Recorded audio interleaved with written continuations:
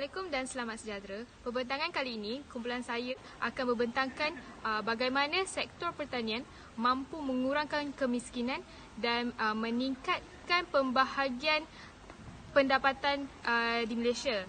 Seperti yang kita tahu, sektor agromakanan merupakan sektor yang penting, bukan sahaja dalam memastikan sekuriti makanan negara terjamin, malah memberi manfaat besar kepada pertumbuhan ekonomi serta meningkatkan pendapatan kumpulan sasar, terutamanya golongan petani, peternak dan nelayan.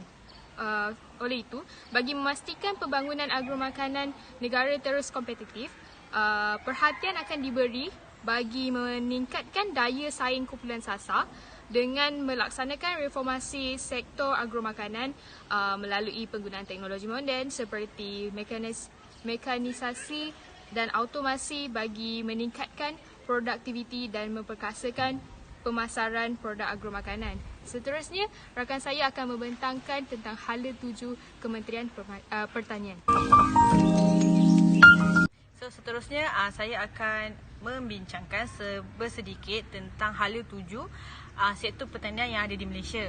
Yang pertama adalah memodenkan dan meningkatkan pengeluaran pertanian bagi menjamin kestabilan bekalan dan makanan negara dengan memberikan penekanan dalam subsidi padi, ruminan dan perikanan. Bagi kami, sektor pertanian adalah sektor yang penting untuk menjamin bekalan makanan untuk negara. Oleh itu, tidaklah salah jika negara memberi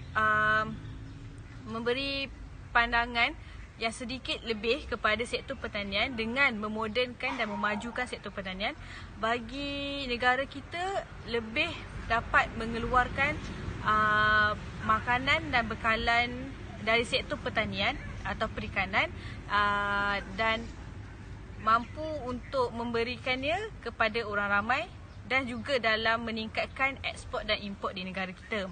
Dan yang kedua, merancangkan pelibatan pelaburan swasta dan dalam pertanian secara komersial serta meningkatkan dagangan ekspor pertanian. Seperti yang saya cakap tadi, jika negara kita meningkatkan ataupun mengusahakan dalam sektor pertanian dengan sebaik mungkin, negara kita akan menggalakkan pelaburan asing dan juga meningkatkan pelaburan swasta di negara kita dalam sektor pertanian. Dan ini boleh menyebabkan sektor pertanian menjadi sektor yang lebih besar dan memberi kebaikan ataupun kelebihan kepada rakyat untuk menikmatinya. Dan secara tidak langsung ia dapat meningkatkan taraf hidup rakyat dari segi meningkatkan pendapatan rakyat. Dan yang terakhir ialah menjadikan pertanian sebagai satu sumber pendapatan yang mampan dan kukuh serta menguntungkan untuk petani, penternak, nelayan dan juga golongan muda. Jadi di sini, jika pertanian dipandang dan diusahakan dengan sebaik mungkin, sektor pertanian mampu untuk menjadi satu sumber yang banyak kepada rakyat dan ia sekaligus membantu rakyat untuk meningkatkan taraf hidup masing-masing. Itu sahaja daripada saya. Sektor pertanian memainkan peranan yang penting dalam ekonomi negara melalui sumbangannya kepada pendapatan negara dan juga perolehan ekspor dan juga mewujudkan peluang pekerjaan. Sektor ini adalah pembekal utama makanan dan juga bahan mentah untuk industri yang berasaskan sumber. Jadi, kumpulan kami akan mengambil beberapa langkah pelarasan bagi mencepatkan daya saing sektor ini agar dapat membolehkannya menghadapi cabaran baru pada tahap domestik dan antarabangsa. Antara objektif kumpulan kami adalah yang pertama, memberi khidmat perkembangan dan pembangunan pertanian melalui pemindahan teknologi, berteraskan amalan pertanian baik di sepanjang rantaian nilai bagi meningkatkan pengeluaran dan pendapatan serta memastikan pengeluaran bahan makanan yang mencukupi, berkualiti dan selamat untuk dimakan. Objektif yang kedua adalah membimbing dan mewujudkan pertanian yang progresif bagi meningkatkan produktiviti ladang dan pengeluaran pertanian negara. Objektif seterusnya adalah mewujudkan kumpulan tenaga yang terlatih dan mahir untuk keperluan industri pertanian. Objektif yang keempat, melindungi tanaman industri dan makanan daripada ancaman, perosak dan penyakit melalui program perlindungan tanaman dan juga perkhidmatan biosecurity tumbuhan. Objektif yang kelima, menentukan keluaran hasil-hasil tanaman, makanan yang berkualiti dan selamat serta memelihara alam sekitar. Dan yang terakhir adalah mengawal bahan-bahan tanaman dan bahan jana plasma negara daripada dibawa keluar negara dan terancam pupus. Assalamualaikum warahmatullahi wabarakatuh. Nama saya Muhammad Iqmal bin Muhammad Rifin. Nombor metik saya adalah 256466. Bagi untuk bahagian saya akan menerangkan tentang kumpulan sasaran bagi setiap polisi yang telah dicadangkan. Okey, untuk kumpulan sasaran bagi polisi yang pertama ialah golongan petani dan juga pesawah. Itu kami akan lebih mengkhususkan kepada golongan yang lebih berusia, kerana mereka ni masih menggunakan kaedah ataupun cara tradisional, dan mereka ni juga kurang pendedahan terhadap penggunaan teknologi yang canggih ataupun teknologi yang terkini. Itu kami dapat melihat dengan adanya polisi ini, ia dapat membantu golongan-golongan ini untuk meningkatkan pengeluaran bagi setiap musim. Okey, untuk kumpulan sasaran bagi polisi yang kedua ialah golongan pesawah dan juga penternak. Iaitu polisi ini dapat dilihat untuk mampu mengurangkan kos untuk rangka perosak, dan juga sekaligus ia juga dapat meningkatkan pengeluaran padi setiap musim, kerana padi dilihat sangat berkualiti. Okey, untuk golongan penternak pula ialah mereka mampu untuk menyediakan makanan mereka sendiri dan juga dapat untuk mengurangkan kos makanan ternakan yang mahal. Okey, untuk kumpulan sasaran bagi polisi yang ketiga pula ialah golongan penoreh getah dan juga penduduk yang tinggal di kawasan bandar ataupun mereka yang mempunyai kawasan yang terhad. Okey, untuk penoreh getah kita akan cuba untuk menstabilkan harga getah, di mana produk daripada getah ni akan dijadikan terus produk. Okey, untuk penduduk di kawasan yang bandar, untuk penduduk kawasan bandar kami akan melakukan taklimat ataupun bengkel tentang untuk melakukan kaedah penanaman di dalam bangunan. Itu ia dapat dilihat dapat menjana pendapatan sampingan kepada penduduk yang tinggal di bandar. Untuk bahagian saya, terima kasih. Assalamualaikum dan selamat sejahtera. Nama saya Nur Fatihah Nisa binti Wahid, 256021. Grup kami akan membincangkan isu-isu berkenaan sektor pertanian. Isu yang pertama yang kami ketengahkan adalah para petani dan para pekebun tidak menggunakan teknologi secara menyeluruh. Jadi, polisi yang kami cadangkan adalah meningkatkan kemahiran teknologi dalam kalangan para petani sedia ada. Teknologi yang pertama adalah penggunaan drone secara menyeluruh dalam kawasan sawah padi, iaitu kita akan fokuskan kepada semua para petani yang sedia ada di Malaysia sekarang. Drone ini digunakan adalah untuk memudahkan para petani mengawasi sawah mereka, dan ia juga digunakan untuk memudahkan para petani mengira luas kawasan sawah yang mereka miliki.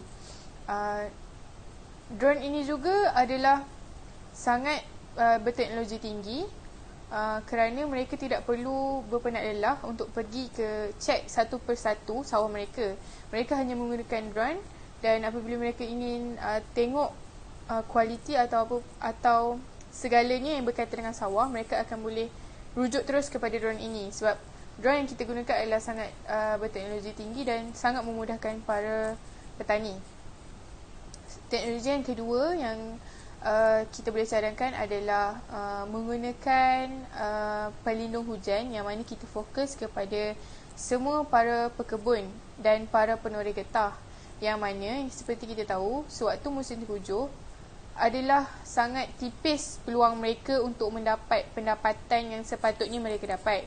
Jadinya pelindung hujan yang kami cadangkan ini adalah digunakan untuk digunakan dan diletakkan kepada setiap pokok getah mereka untuk melindungi saluran getah yang mereka toreh daripada terkena hujan. Jadinya selalunya mereka boleh menoreh selama 10 hari dalam waktu yang biasa. Maksudnya bukan waktu hujan. Tapi waktu musim tengkujuh berlaku, selalunya mereka tidak dapat bekerja. Jadinya apabila mereka menggunakan pelindung hujan yang mereka letak pada setiap pokok, jadinya mereka boleh bekerja sekurang-kurangnya 3 hari dalam masa sebulan. Jadinya ia akan sangat memudahkan para penoreh getah untuk mendapat pendapatan yang tidak sebanyak yang mereka dapat selalu, tapi mereka akan dapat juga. Hai, Assalamualaikum warahmatullahi wabarakatuh. Nama saya Razita Syazani binti Muhammad Hairi dan nama metrik 253987. Jadi saya akan membentangkan bagi isu yang kedua, iaitu kebergantungan import, dan polisi bagi isu ini adalah meningkatkan produktiviti domestik dan bagi meningkatkan produktiviti domestik melalui penyakit tanaman, di mana kita akan mengamalkan sistem yang telah diamalkan di Vietnam, di mana sawah padi dipenuhi oleh tebing yang berbunga, dan sistem ini telah lama dipraktikkan dan ia juga akan meningkatkan hasil tuaian padi, di mana 6 dan sehingga 7 tan per hektar dapat diperolehi. Penanaman bunga di tebing sawah padi ini dapat mengurangkan penyakit tanaman, di mana bunga-bunga tersebut akan menarik perhatian musuh serangga perosak secara semula jadi, dan di mana ia juga akan mengurangkan kos bagi penggunaan racun serangga, dan ia juga akan meningkatkan sistem ekologi bagi penanaman padi tersebut.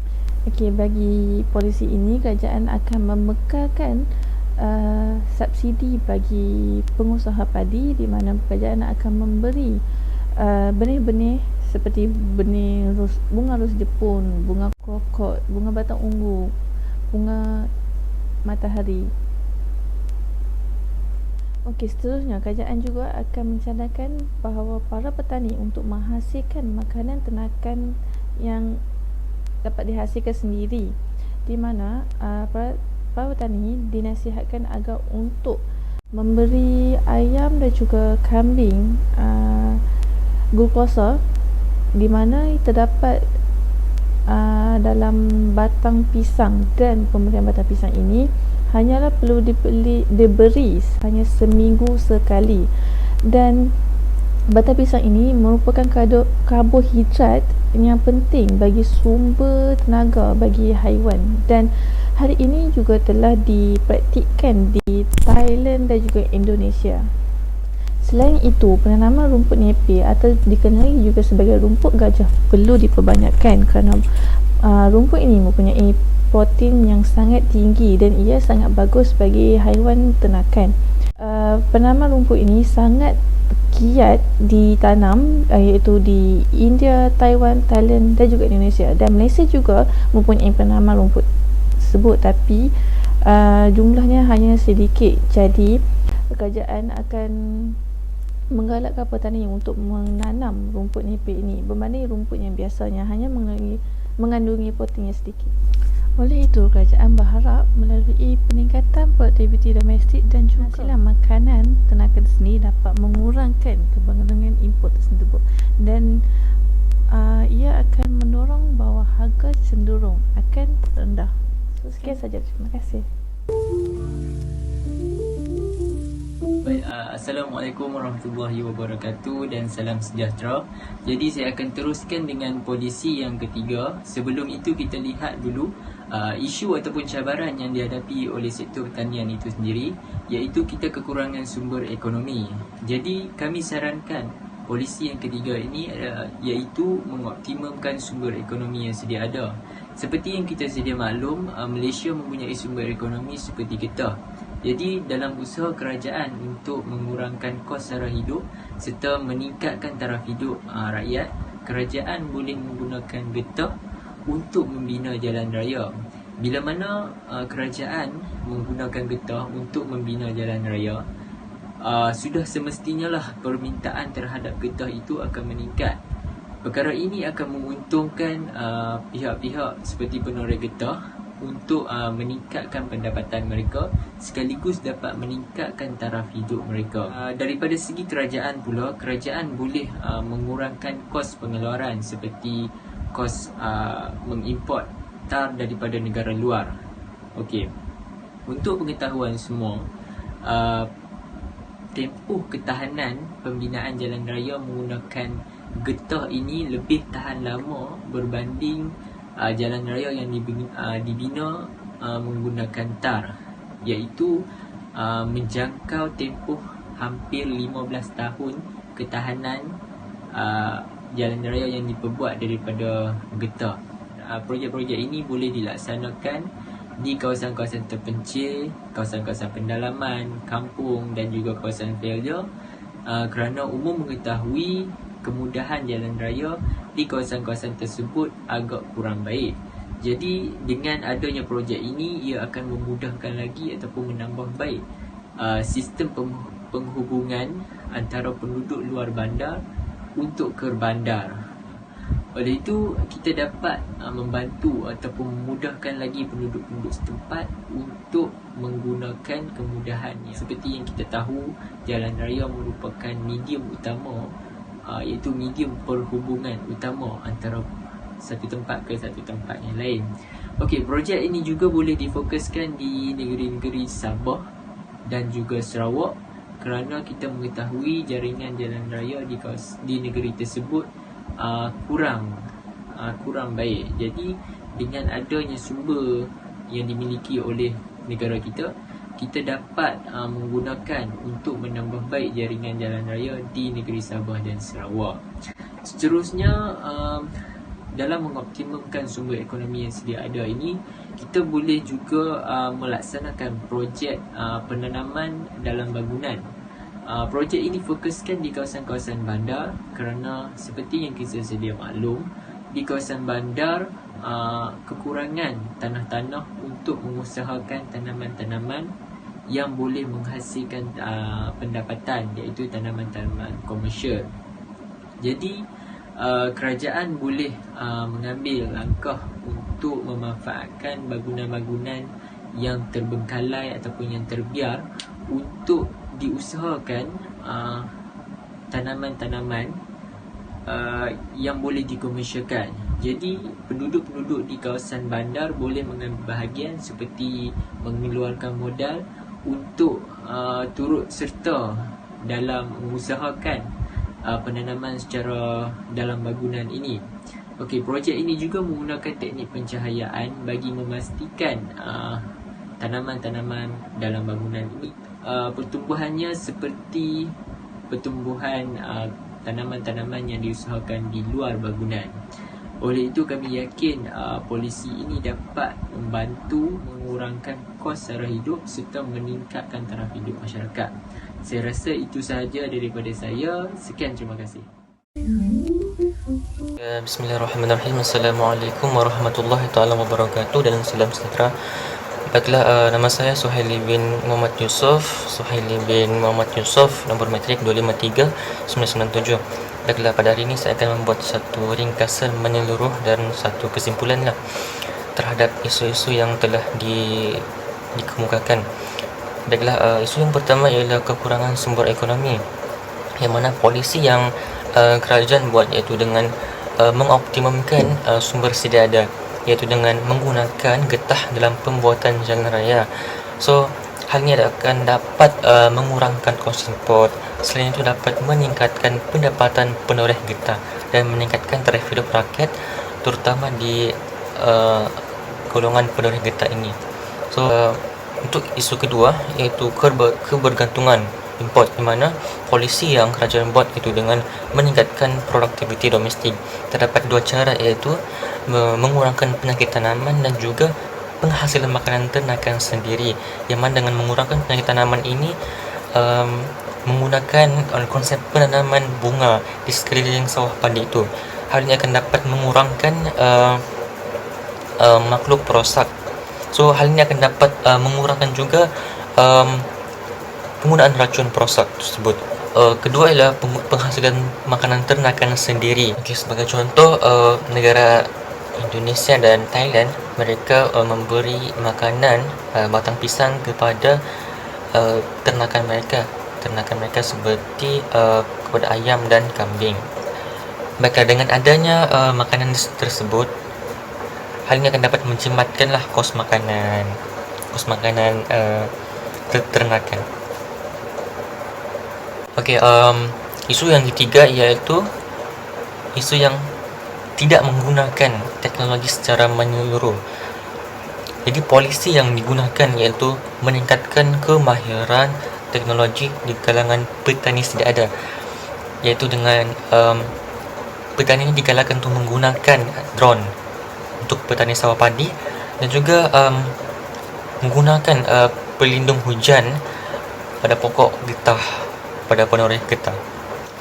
Baiklah, untuk kesimpulan, jika kita lihat di Malaysia ni sektor pertanian masih menjadi sektor yang penting untuk ekonomi Malaysia.